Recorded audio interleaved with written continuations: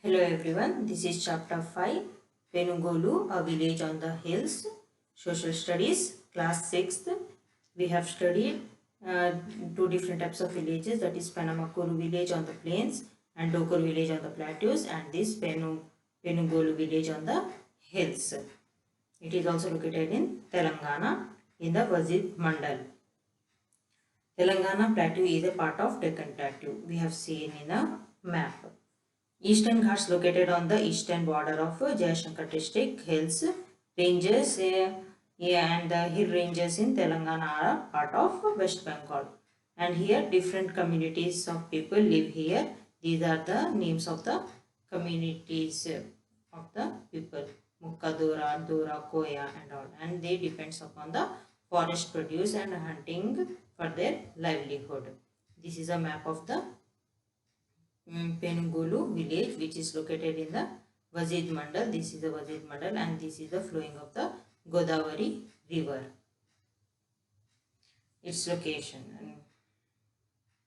Location is Vazid Mandal at the bank of the river Godavari, and Koyas live here. Koyas means good persons living on the hills. Though some Koyas have migrated to different district, that is Adilabad, Karimnagar, Warangal and some other parts of eastern Godavari. And here village is surrounded by hills, and in Telugu we call it as Guttalu, and this village is surrounded by hills, that is Karregutta or Nalagutta, and the other parts of the village and all this part Jayashankar district is surrounded by different districts. Chhattisgarh in the north, Venkamamidi Gutta in the south, Kalluguntala Gutta in the east, and Chinna Kumari Lanka or Pedda Kumari Lanka in the west. Vazid is situated on the confluence of the stream Nalladevi Vagu that flows from the northern and joins the Godavari. See here, from here it is flowing from the northern side. Here it's a scale, northern. And here we have a famous Bogada waterfall near Chikkupalli on the way. That is when going to the this Vazid Mandal. This is a famous waterfall. And the crops grown by the these Penugolu villages is by Podu technique, which means shifting agriculture or jhum cultivation. Also known, it is practiced by tribes like Kondareddy, and shifting cultivation is also done in the states like Andhra Pradesh, Chhattisgarh and Arunachal Pradesh. Shifting cultivation means clearing a patch of land and cultivating it, and after cultivation they will leave that patch of land, they will move to the another patch of land, then they will clear that land, and in the month of March or April, they will just, what they will do, they will just burn the woods and the dried leaves and slits there, and they will allow it to, the ash, they will allow it to be there, so that when rain comes, it will fall on it, and the soil present there, they will just observe the through that ashes, they will observe that all the nutrients present, and it will becomes fertile and it will be good for cultivation. They will do this on different types of different patches of land. They will follow this type of shifting from one place to another, and they will come back to the same plot after many few years.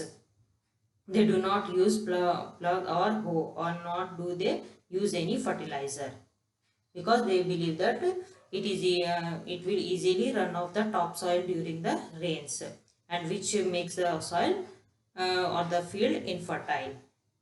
And the main crops grown by the villagers are jawar, maize, tubers, millets, sesame, pulses like red gram, green gram, and vegetables like brinjal, chilies, and gongkura. Gongkura is the all these leafy vegetable.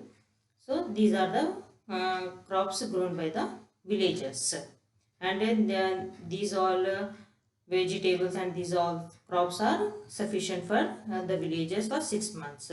But the other 6 months what they will do, they will they are not have a sufficient amount of uh, crops for eating, and they will not depend on irrigation. The total produce normally provides them with enough food for only 6 months, and the remaining months they will depend on the forest produce.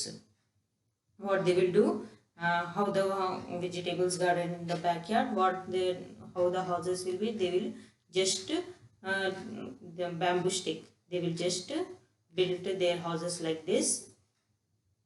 And houses in this village had neat bamboo fences around the backyard with elevated leveled land, leveled land.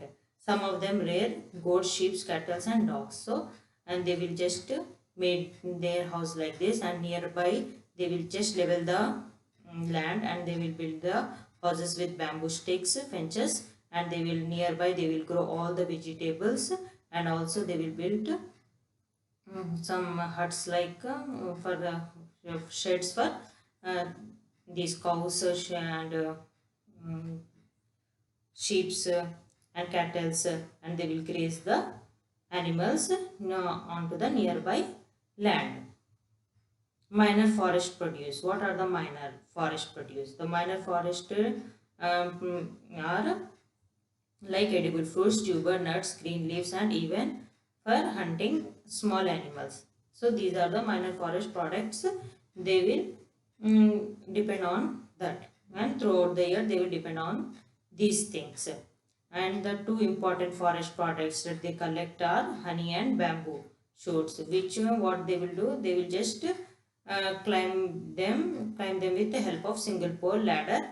Tended bamboo shoots called Karikammulu are collected from the tips of the bamboo bushes for eating purpose. What they will do, just they will either they will do collect these edible fruits, tuber nuts, green leaves, and even hunt small animals, or honey and bamboo. What they will do, just they will cut the top portion of the these bamboo sticks and bushes, and they will cook the upper outer layer.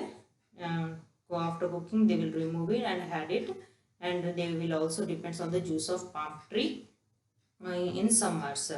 What men do, men will work related to cattle rearing. They will just rear the cattle. They will go along with the cattle, and after rearing they will come back to their houses. And what women do, women and children attend gathering foods from forest and basket weaving. They will weave baskets, and they will collect foods from the forest. And major crop is mahua seeds, and these mahua seeds they will sell in the market, and with this money they will purchase the necessary requirements. How do they get the drinking water? uh, they have a stream flow through the hills, and later that will join to the Sabari or a Godavari, and they will it is hard to dig wells. They can't dig a well because it's a hilly area, so rocks are present, so they can't dig a well. So they will just depends on the streams that flow through the hills. But it is far from their village, that is 30 minutes walk. What about the bamboos present in this village? What they will do, they will just cut these bamboos, and they will just sell the bamboos to the paper mills, and they will earn from this also. And houses and habitations. There are fences around the house to protect these crops and animals. Each house is at a little distance from another. So they will just protect the house with what? Fences. To protect what? Crops and animals. And only when the population of this village is only 124. And because if some epidemic or anything, for any reasons or something, whatever the natural disasters, if it happens, they will just go to the another place. That's why they will not build the pakka houses. They will just build houses like this and stay there. The tribal people, what customs are there, what they will do for, uh, they will worship nature. Nature means where it comes, they will worship seasons, they will worship vegetables, they ground shaped dried bottle gourd. They will worship the vegetable and tamarind tree also, and they will call this under the tamarind tree, they will do puja and they will call it as Mutyalamma. They celebrate Yalamma Pandam, that is Bhumi Puja. They will also worship the land and all the nature they will just worship.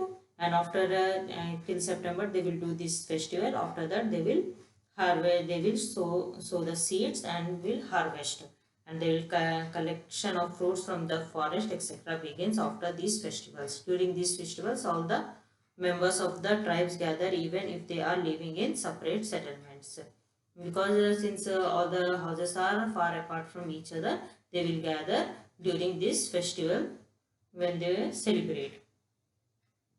Future of koyas. What is the future of koyas?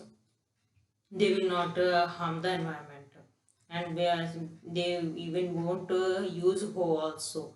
So it's a good thing about koya people, koyas, and they will not harm. But what they are doing, just because they are cutting the bamboos and felling of trees and over exploitation of bamboos by the paper mills, which need daily supply of large quantities of bamboo. The forests are getting depleted. Because of this, only the forest is getting depleted. In fact, for a long time, the livelihood of bridal people, tribal, like should be tribal people, has been repeatedly threatened. The forest officials try to stop the Podu cultivation. And what happens? What about the school? School, there is only one school called as Girijana Primary School, which is nearest high school as well as hospital are at Vajedu, and that is also not nearby. That is 20 kilometers from their village. This is about Penangolu village.